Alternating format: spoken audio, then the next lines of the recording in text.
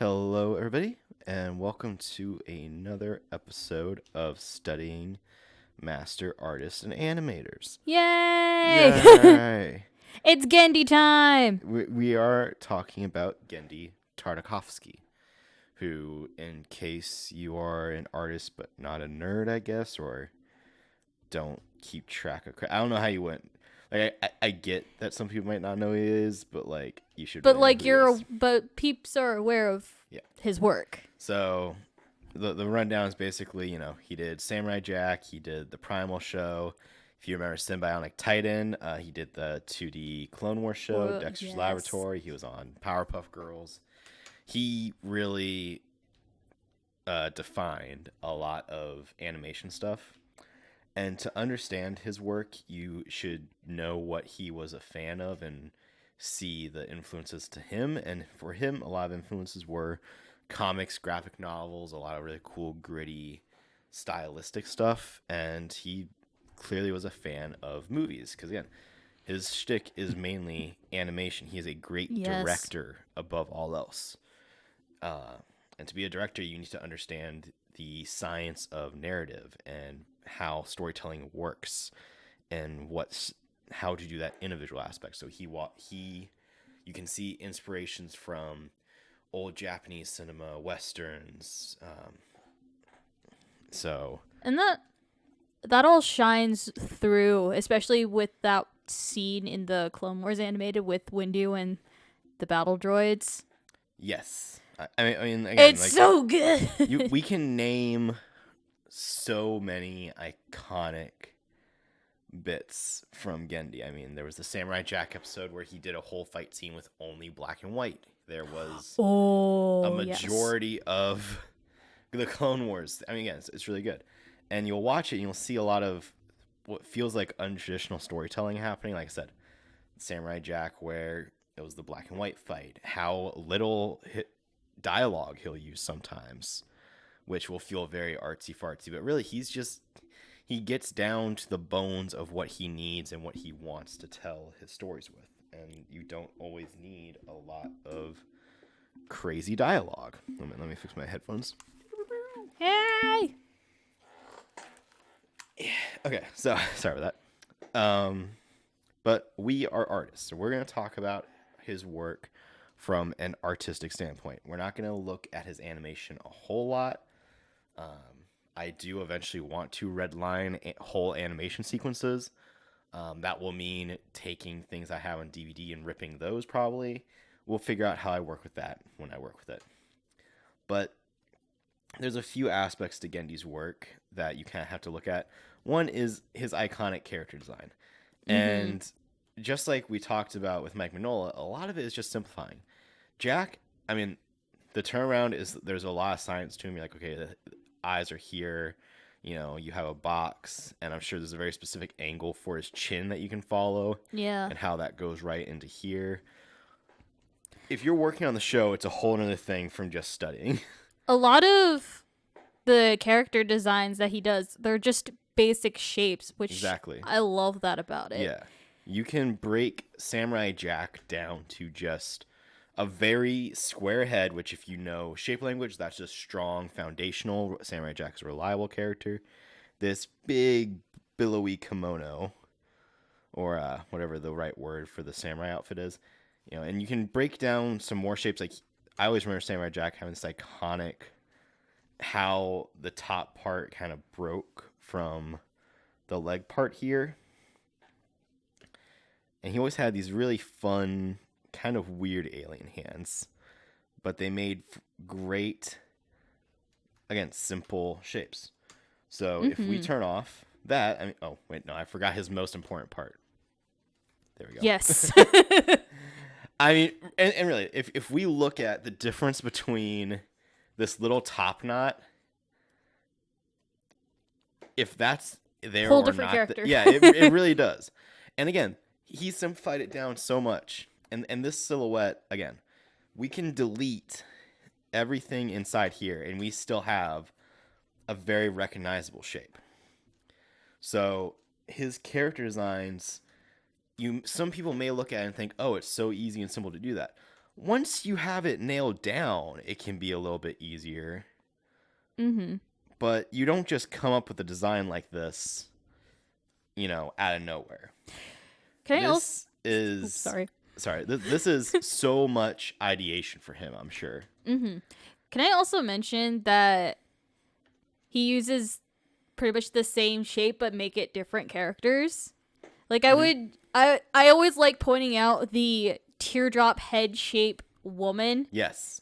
Because you had like Ashi before her character arc. Yeah. And then I forgot her name from Symbionic Titan. But the princess. Yes, yeah. I don't know. No. Well, and again, the reason he uses that same shape over and over again is because, for the most part, things stay really simple. Like the super battle droids, any Star Wars fan can tell you all sorts of crazy things going on with those shapes. But he, like I said, simplified it because, again, he is an animator. Mm-hmm. He directs animated films. And even when he works in 3D, a lot of those shapes, those characters, are made up of, the few shape motifs. It's going to be big blocky boy, spindly. He's going to work in stuff that is relatively easy to read. Right. I like the whole same shapes but not same face kind of thing. Mm-hmm. And that's one thing. I mean, I was going to talk about some other stuff, but yeah, we'll play with this a little bit more. Yes. We go up into the eyes, and a lot of these eyes are going to be the same basic things going on here, but little differences between how much pupil is showing, making this part of the brow bigger, and simplifying different things will give you slightly different attitudes, emotion, or just different angles to it. But this is such a simple thing that you have going on here. It's just a brow folded over a ball with some wrinkle stuff going on. And then he just does a little bit of texture there. But you simplify, like, that is so little work being done. But the point of a study like this is that you figure out exactly what you need to convey, again, the attitude that you want. And also, of course, like, working, just like Mike Mignola, working so well with some little inky blacks and just filling in large areas. It gives you so much so quickly. But like I said, same shapes, different face. Samurai Jack, again, very simple design here. If we go ahead and whoop, whoop, whoop, just make his little box. Give him his nose. But then we do some different things with his eyes, maybe. So one is the eyes that, he normally has. It's a really focused stare. The I will defeat evil at all costs stare. We have one attitude going on here. If we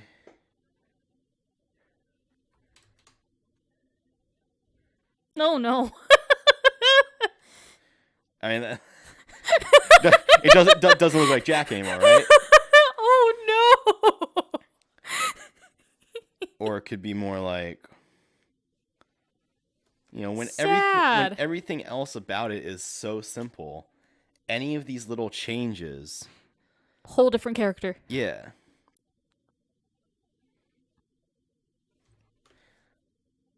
I mean, again, it's all about, so much of him is, in my mind at least, Gendy is all about what you need and boiling things down. And it goes the same way for, I think his work shows best in Storyboard. That is what makes him so cool, because he's very motion driven. But even though he works in animation and things are always moving, again, because he is clearly so inspired by quote unquote real film, that each single frame really packs a punch. Like this scene, like this board here from Primal, which if we break it down is just gonna be two shapes.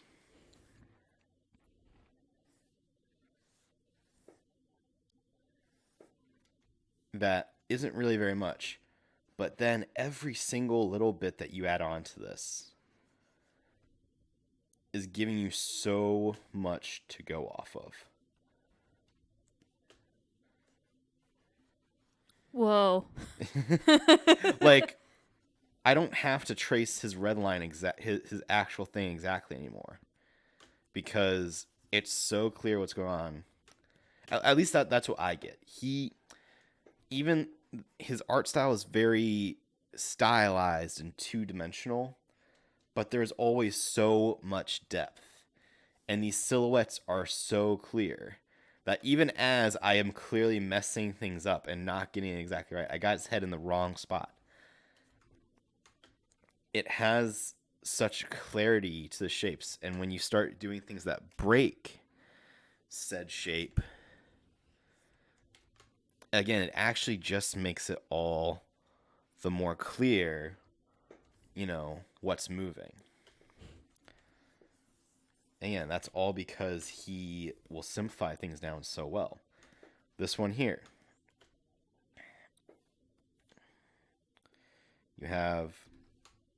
he's clearly starting with your one line of action here.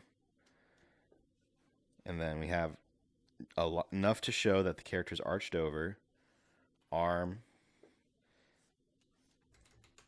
So already there's a motion going on here. Arm and arm. So we have this going for us. And the other character that is grappling, which is a very hard thing to like wrap your head around when you're like doing art, I think is a really rough tumbly fight. This character is still basically following that exact same line of action, because she's not swinging at this guy. I used the wrong color on this one. Whee! It's okay. There's just something to those simple shapes. And you can build any character onto that. Like you were saying, same shape, different character. But even as it's messy like this, it's so clear. There's already life. Yeah. If we come over to Mace Windu again, look at all of the really big shapes that we have going here. Gendy loves a good cloak.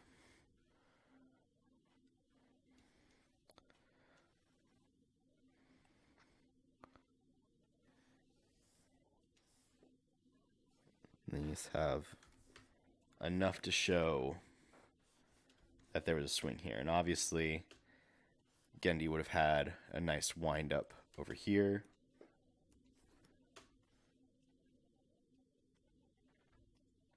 And that's the crux of his animation, I think, is that his timing, he will hold on his keyframes for so long. Just like when we went over some Spencer Wan stuff. You hold on your good shots and let your audience take that in for a time. And you just make sure you have something that is, again, if we break this down further, you basically have a box, a stick going that way, a stick there, and a little bump going up here. But again, if you think about how before, think about those basic shapes moving in such a clear direction. So going just from open to close, and then your thing in the foreground,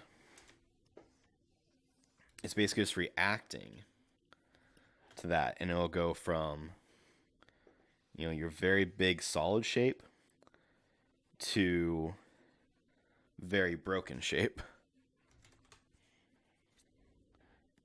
It's really fun to just think about Yeah. how much it just goes into. Yeah. So again, such simple stuff going on for the most part. It's nothing about animation is simple, but this particular style. yeah. Well, again, Yeah. we can say it's simple. I mean, again, the dinosaur head is basically a big bean, then some jaw stuff going on, and some spikies, and you're just kind of building off of these simple shapes. Again, if we look at our good old spear boy, he is basically a box and a bunch of other boxes, and he's big, meaty arms, and then enough hair. The hair basically just showing you where he's coming from. Yeah. And then a stick. Like, that's all you need. And like, there's that really iconic one of him running where, again, it's basically just a big old box.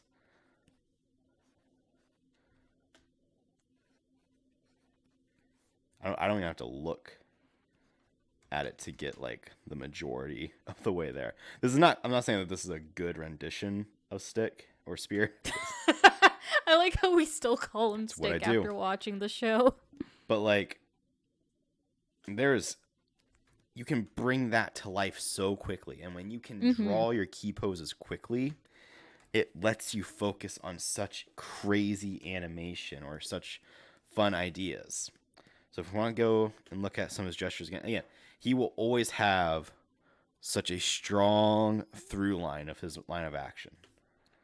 Wow. That one line is going to get you That's real, like, oh, wow. so much of the way there. Ah!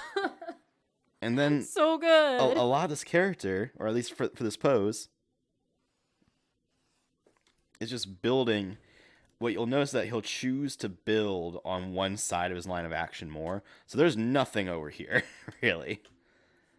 But then over here, we just build a character, basically. And if anything does break out on that other side, again, it's giving you clarity of the character.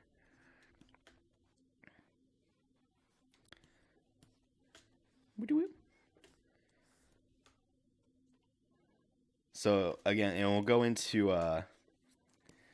what we can see on the Samurai Jack. It's a very classic Bruce Timm technique, is contrasting a straight line with curved lines. And you can use this trick to kind of show which way your arms are facing or how they're bent out. You can also do the same thing with a straight line and a concave line. Or you could do, as long as you're not, a parallel means that there is no depth or no bend. But you can use these kind of tricks to, let you see the inside and the outside of the arms. It's a very quick cheat that, like I said, a lot of much better comic artists than we have come up with. But back into this. So here we're going to have our strong kick line of action, which if you notice, sole of the foot. Oh, wow. How Yeah. connected that is, which I can show in a minute why. But when you're actually throwing kicks and fighting in general, you need to make sure you have a good base. Otherwise, you fall down. And if as an artist you don't illustrate that, you're gonna have it's gonna be something that even non-martial artists and non-professionals will just kind of pick up that something's off. But so here we're gonna have a little thing where you have kind of two lines of action. So this is gonna be your good old base. Like, this is what's holding the character up. And you could have, like, our martial arts instructor, Master Laura, would probably just be standing straight up, chillaxing. But the common person is going to throw their weight this away a little bit, because that's what they're doing. They're leaning back. So you're going to have your torso come up. And again, you're going to use this virtually straight line next to a little bit of a bump. And the head coming this way is basically making a little curve. So you can look at a line of action happening. So you're making just a couple S's, which is a very natural spinal feeling. And you can look at how the foot makes a V, or an acute angle, which is something that your brain can just read really quickly. And the head is pointing, all kind of curving back into the focal point.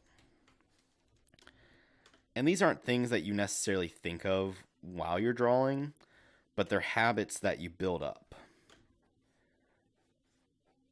Again, then we just have a couple quick little shapey shapes. And you have such a just solid pose there. And then, wow. Oh, I said I was gonna. So if we were to do this, so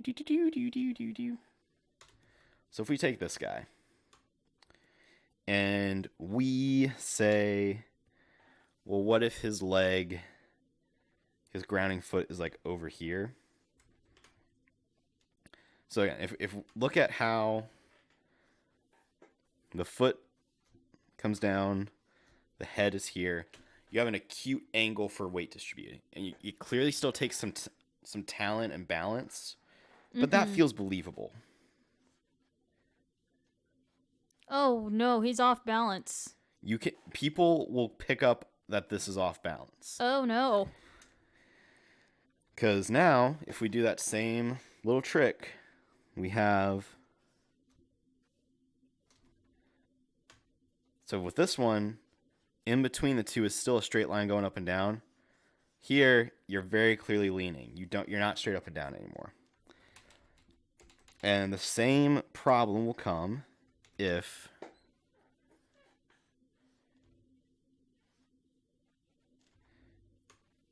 Well, now he looks like he's just gonna do a big drop kick. I was gonna say if this looks like a pose that can be held, which again is what Gendy does.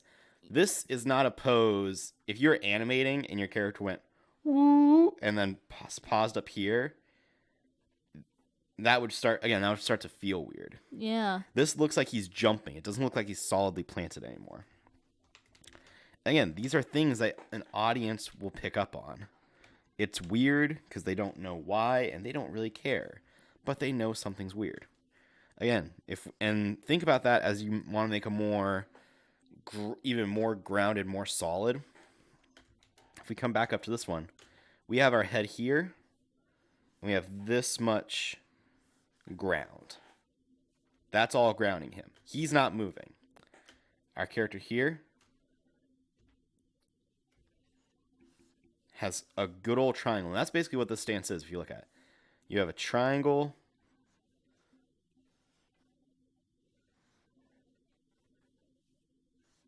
Which makes him look like he is taking that stance saying, hey, up yours, buckaroo.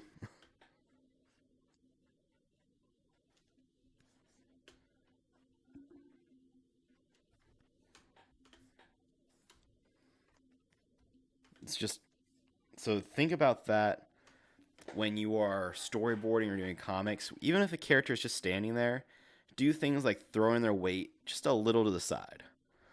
Do things like, okay, are they standing wide? Are they narrow? Are they narrow? Make them make poses even when they're idling in the background. This line of action is going to be a nice acute angle because the guy is moving. But as you see again, his head is almost a straight up and down line with his center of gravity.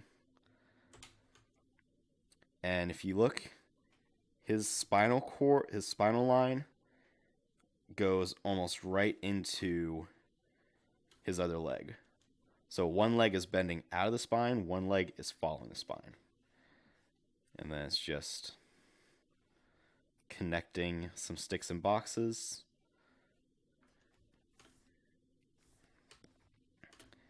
and you have yourself a very solid start to a pose and a sketch.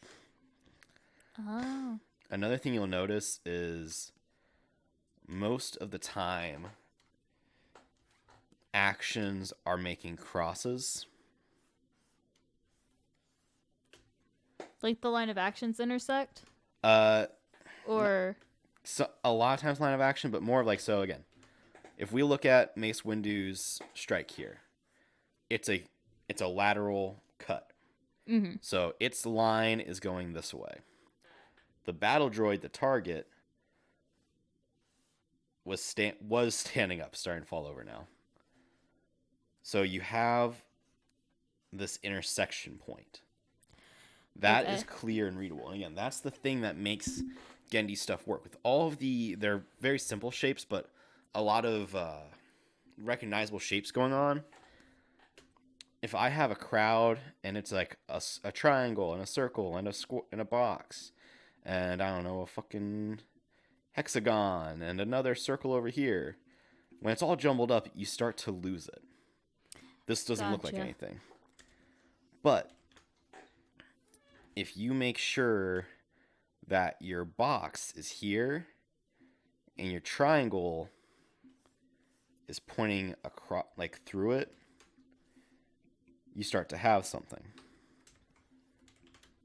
So same thing. If the Mace Windu's cut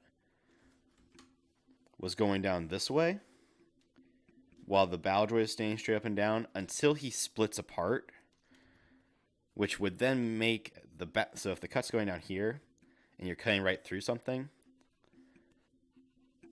your pieces make that perpendicular thing. Does that make sense? Yeah. Okay. No, that makes sense. Which again is why grappling can be so strange. And I think I've mentioned it before, but strikes cross.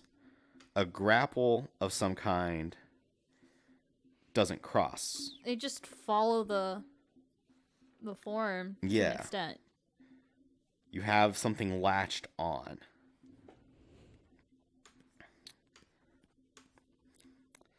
Again, especially with the storyboard. So if I bring this one in some more.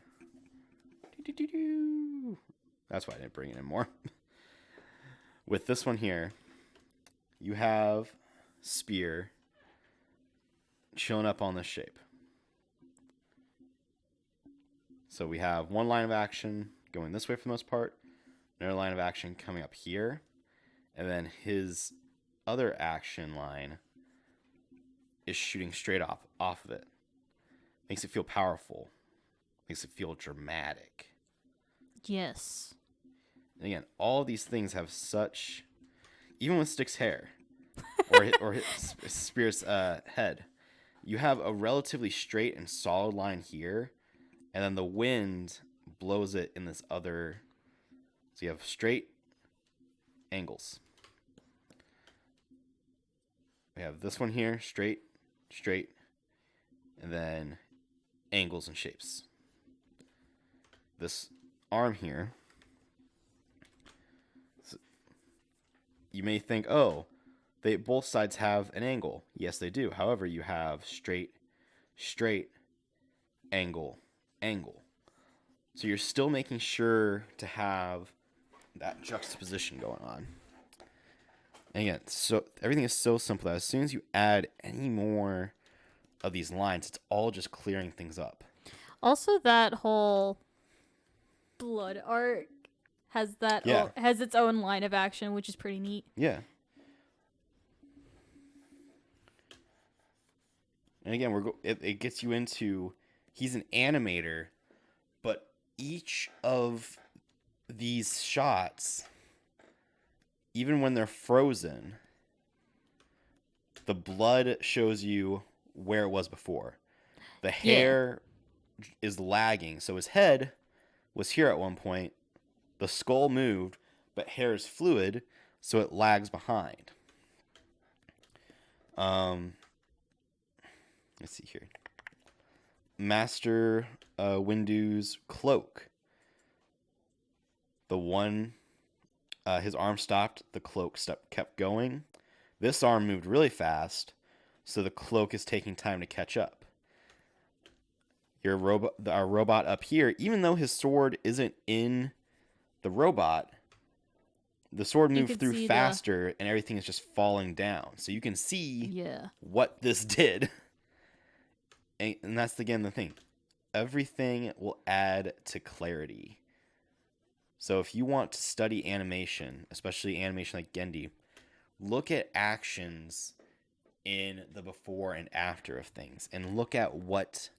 If I take a picture of bamboo being cut seconds after it was cut, because if you look at that photo, you know what the heck just went down. Oh, yes. You know what just happened. Yes. The presence of the sword, the bamboo falling, that's what's showing you what happened. It's not that...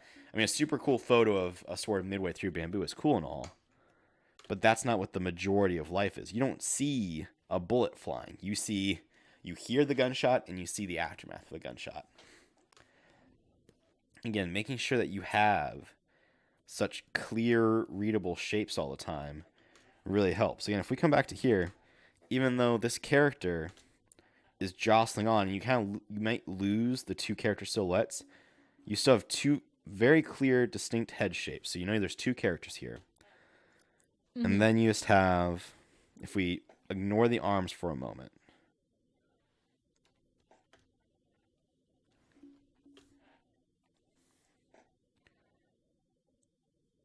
so, which it's still a little bit messy, but you have this very clear swooping action. So you know something is going this way. And if you have these two heads just poking out of the mass, you can tell two consciousness, two spirits fighting. And then as soon as these shapes come in, you have a little bit of ideas of arms. And then it's just like, okay, well, one arm is coming from him, the other arm is coming from her. When you start with such a solid but broad shape language, you can start to do so much to flesh things out so quickly. I can start doing just abstract shapes for the eyes. And that already kind of looks like something. Yeah. Oh no. Yeah, and this is what happens when you're a little toddler and you're just drawing shapes and you're like, nyeh, nyeh, nyeh. Look, the more sketches you find of Gendy, like these are the cleaned up ones that feel very Gendy-esque, but Alex Hirsch, Gendy Tartakovsky, the stuff starts so simple, whether you're doing comic book illustration or crazy intense animation. The more chill things start, the more ability you have to, flesh it out and make it become something so much quicker, And even if you do have your head, like, for instance, we have one head up and the other down. If we were to change, like if this head were down and didn't poke out of the main silhouette as much, that immediately would give like this character here more authority in the fight, because it's like, oh, he dipped down, he must not be doing good while she's staying up. That's why as soon as if the difference between drawing a stick figure like that and drawing a stick figure like that, these aren't characters, there's nothing going on here, but that is so much attitude right away in there. For sure. So when you're animating, think about if you're either you need to do some solid backgrounds, or if you're not going to have a background, you need to make sure that you are using your negative space well. Mm-hmm. So let's say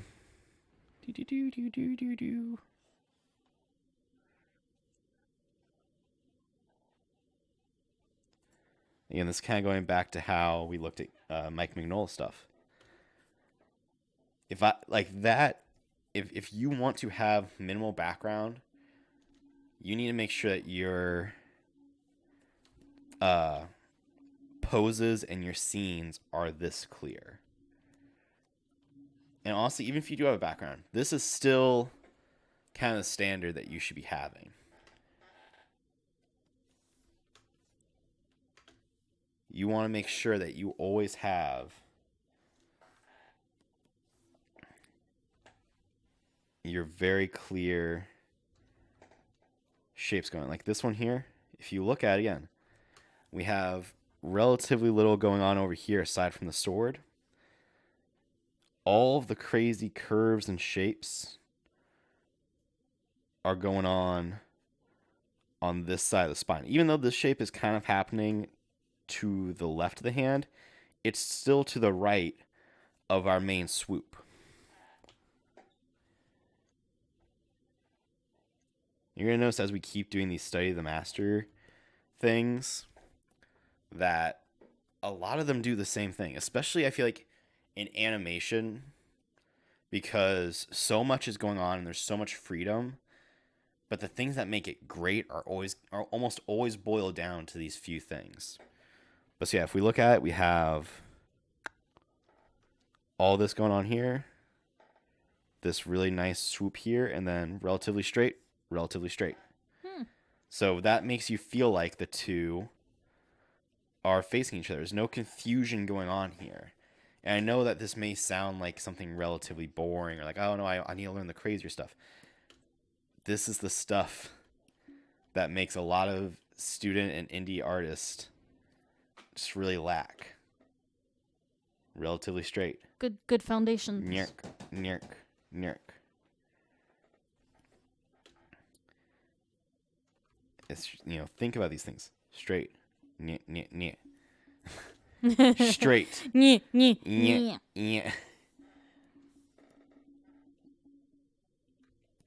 Like, I don't know. It's hard to say otherwise. I hope. But it's a good amount to consider. Yeah, and that's the thing. I don't want this.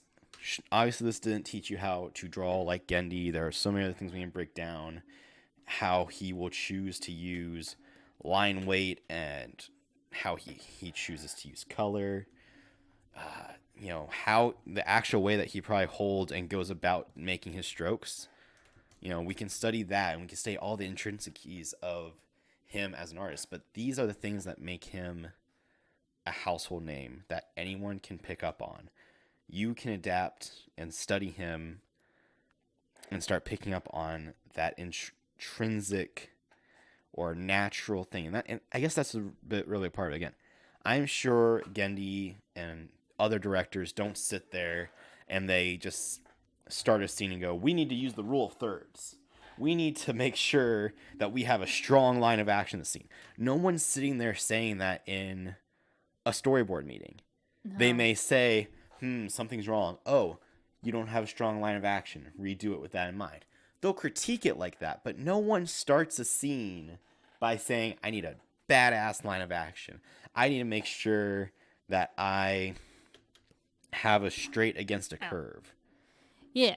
That's not how you start stuff. And if you don't do it right away, stuff slows down because you have to keep going back and redoing things. So you need to do this and have it in your mind while you start and while you learn, so that when you are working naturally in the real world, in the field, in the industry, it happens naturally, and then you can stop worrying about your basics and you can just do the cool idea that you have and let all of this come naturally. But it only comes naturally after you bang it into your head. Mm-hmm. I feel like this was very ranty I feel like I talked a lot, but I feel like I didn't say a lot. So I think you said what you needed to say. Honestly, I got a lot out of it. I don't know about y'all. I came here to make a statement. Okay, well, if that is the case, no closing questions or remarks? I do want to say that when you're studying, it's okay to trace the line of action to get a good idea. Yes. But not. Hence why I pulled this stuff up, because if you're studying, you trace. Heck, if you're doing professional work and there's something that you really need to get the hang of, do some red lines, figure out what you're missing, and then do it yourself. Like, there's a lot of things that make tracing okay until you publish it, basically. But Yes. even then, again, trace, get your sketch going, but then break it. If you're going to redline and do these things professionally and you're like, there's something going on here that I can't quite get, trace it, then break it. You think that's fair to say? Yes. Trace it, then break it. And then, of course, if you are ever working for a client and they are, whether it's a comic job or an animation job, and they give you a character turnaround like this, if you're doing work for the client and the client made this, you trace it because you want to look like the client. There are some artists and anime, like I don't have to trace Flopsy's character model as often anymore because I've been drawing Flopsy for a while. Mm-hmm. But before I got into the habit of his shapes and everything, I had to trace his turnaround, and I made the character. If I work for a studio or even just a normal client and they give me character turnarounds, I need it to look exactly like that. And until you draw a character for years and years and years, you can't just bang it out right away.